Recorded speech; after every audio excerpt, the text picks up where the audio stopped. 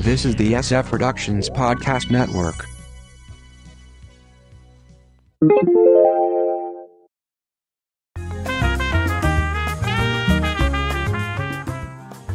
Spinoffs and spinouts and backdoor pilots, oh my! From the Pop Culture Bunker, I'm Mindy. And I'm Mark. You can check out our audio podcast, How I Got My Wife to Read Comics, on iTunes or on our website, sfpodcastnetwork.com. So recently I was channel surfing. Which you do a lot. Which I do. And came upon what was supposed to be Green Acres, but none of the regular cast were there. There was Elaine Joyce as a secretary, with Richard Deacon as her overbearing boss. Which doesn't seem Green Acre-ish at all. No, so I did some Googling, and it was the final episode of Green Acres, and what the industry calls a backdoor pilot. So what is that? So a backdoor pilot has two forms. Okay. This was an example where an existing TV series uses an episode to introduce a different series with a completely different cast and some sort of very tentative connection to the main series. Right. In this case, Elaine Joyce used to be Oliver Wendell Douglas' secretary in New York. So that's the only connection. And then there was another one that was similar to that we've talked about before, I think, which was the Mark Harmon episode of Emergency. Right. Where it was animal control. Animal control, and it was just two animal control guys responding. There was a crossover with the main series in that the animal control was called in on the first call that the emergency squad went on. That was the last pretty much we saw of the emergency people. Right. But, you know. But that never got picked up. And neither did this show from Green Acres. And why were they doing this in this case? Because the producers saw the writing on the wall because of the rural purge at CBS, where they wanted to get rid of all rural-based programming because these demographic experts said, yes, you have a huge audience, but they don't buy things and they're older. So you need to get rid of these rural shows. And this wouldn't have been a rural show, even though people would hopefully have migrated from Green Acres to this show. Exactly, but it didn't happen. Then the second form of a backdoor pilot is the TV movie, something that has mostly disappeared, except you still see a few on cable. Yes. But the networks really don't do them anymore. And the idea is you take the budget of a TV movie and have it do double duty as both the movie and the backdoor pilot. And if the movie does really well, then you know, we should go to series with this. Exactly. And if it doesn't, you can just ditch it. Yeah, and you write it off. Okay, that was a TV movie, and that was it. Some successful examples of the TV movie backdoor pilot: Little House on the Prairie, both versions of Battlestar Galactica, Jag, we'll talk more about that later, Ironside, the classic series, Streets of San Francisco. Love Boat had 3 different TV movies. Like different casts. With different casts. Yes. Sort of like they were just trying to play to see who could have the best chemistry, I guess. Kojak and Walker, Texas Ranger. All were examples of that. Some other backdoor examples, and I want to thank tvtropes.org for some of this information. Brady Bunch did a backdoor pilot called with Ken Berry in Kelly's Kids, where Ken's character and his wife adopt a white kid, a black kid, and an Asian kid. Okay. Didn't get picked up. No.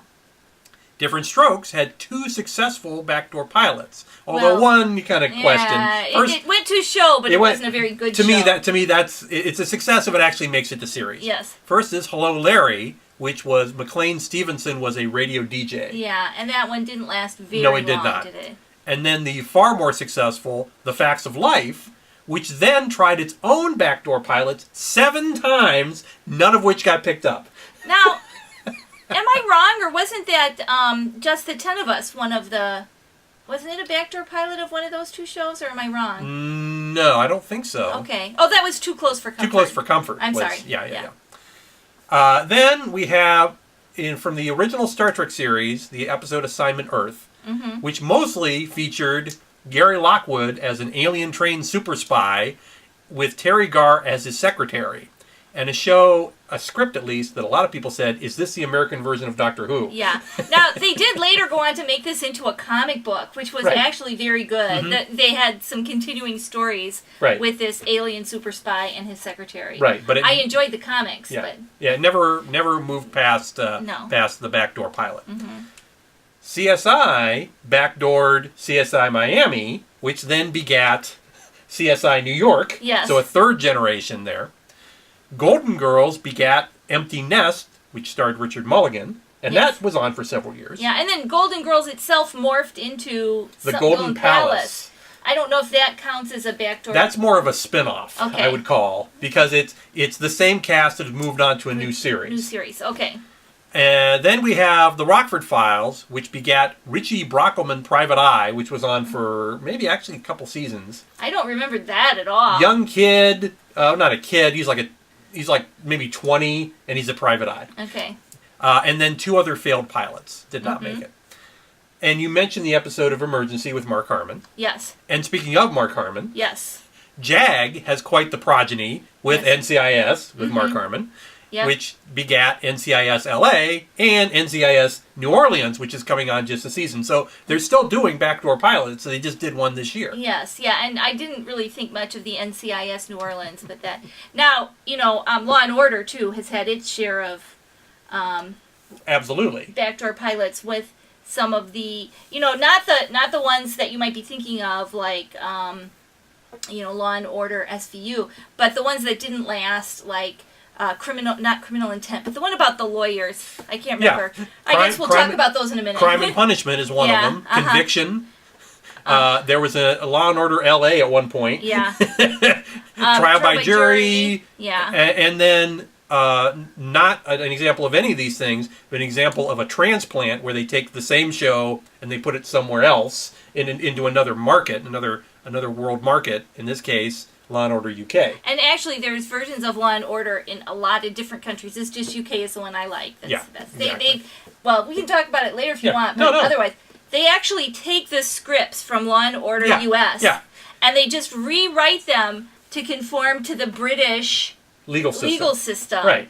And so you have the same stories, and it's so fun to watch it and try to figure out which episode it was in the original series. I just love it. So then you have the Danny Thomas show, which begat the Andy Griffith Show, and a lot of people don't remember that. Yeah, I think I do. Which then begat Gomer Pyle USMC, except USMC is not it's not a backdoor pilot, it's a spinoff. Because he was a character in an existing series, a regular character on one show, and put him in a different show. So, other examples in terms of spinoffs versus backdoor pilots. Happy Days had a number of those. Joni Lepchachi, spinoff. Because they were existing characters that now have their own show, even though it was a horrible show. Yes. Mork and Mindy was a backdoor pilot because he was not a regular character. Mork was on one episode of Happy Days in a bizarre episode. Yes. This is long after Happy Days had jumped the shark, yet another TV term, and then moved that character. It was basically just, okay, will we be able to work with Robin Williams was the idea of the episode. Yeah. Not to mention Laverne and Shirley, which technically is a backdoor pilot because Laverne and Shirley were not regular characters on Happy Days. They were, at best, recurring. Yes, but even so, they changed the characters quite a bit from Happy Days to Laverne and Shirley. Absolutely. So I would almost say, well, it's hard to say. Yeah. There was a show called Out of the Blue, which was a backdoor pilot. There was Blansky's Beauties, another backdoor pilot, plus 2 Saturday morning animated series. 2 Saturday morning animated series coming out of Happy Days. And interestingly enough, Happy Days is itself based on a movie. Right. And that's a backdoor pilot itself because it came out of Love American Style, an episode of that. Yes. Which a lot of Love American Style were backdoor pilots. Yes. Most of which never went anywhere. All in the Family has quite the family tree. We have Maude, which was a backdoor pilot, not a regular character, basically introduced, was very popular, and then moved to her own show. Yeah. Maude then begat Good Times, which was a spinoff. Because she played Florida, the maid on Maude. Yes. And then moved to what was supposed to be her show, but ended up being Jimmy J.J. Walker's show. Yes. The Jeffersons, spinoff because they were regular characters. They were the next door neighbors on All in the Family. And then Checking In was a spinoff of Jeffersons because that was the maid from the Jeffersons went off to do her own show. Gloria was a spinoff of All in the Family. Archie Bunker's Place is technically a sequel because it's the same, a lot of the characters and then a bunch of new characters, but it was still in the same continuity. So it's sort of like what Golden Palace did with Golden Girls. Yeah. That was afterwards. Right. Golden Girls was later than all Yeah, more of a this. sequel. So. And then 704 Hauser Street, technically a sequel because it was a completely new cast who happened to live in the same house as Archie Bunker. Oh my gosh, I don't remember that at all. That was after, like 10 years after the show had run its course. Oh, geez. And then there's the Mary Tyler Moore Show with Rhoda and Phyllis. Both were spin-offs. And Lou Grant, which is a rare spin-out, where one show ends and a character from that show goes into a new series. And the really interesting thing about that one is that the original series was a sitcom. Half-hour sitcom. And the new series was an hour-long drama. With the same character, Lou Grant. Mm-hmm. And he was on the air for several years. Yeah, Lou Grant. it wasn't bad. I kind of liked it. Although I really don't feel like it was the same character at all. It was just the same name. Same name, but there really was very little tentative connection to the old show.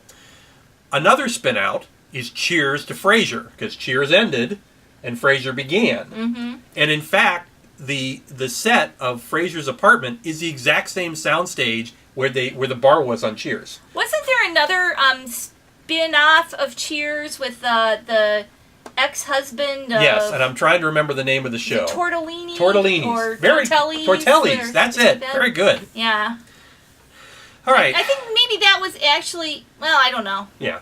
Well, we could go on and on and on for this, but we're not going to. And it's fun. I Yeah. like doing this. Yeah. This is a great time. Maybe we'll do another one at some other time. Yeah. Maybe with more modern shows Yeah, that there are you go. spinning off.